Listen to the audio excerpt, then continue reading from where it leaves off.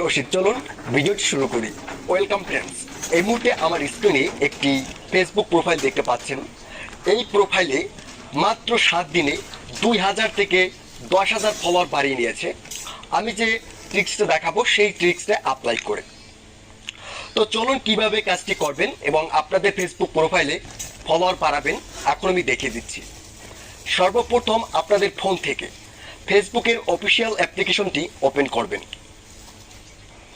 এখানে আসার পরে প্রথমে আমরা চেক করে নিব বা আপনারা দেখে নেবেন আপনাদের ফেসবুক প্রোফাইলে ফলো বাটন সেট করা আছে কিনা, এটা কনফার্ম হয়ে নেবেন।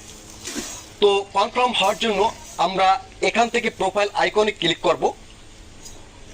এখানে ক্লিক করার পর দেখতে পাচ্ছেন 3 ডট রয়েছে, এখানে ক্লিক করব।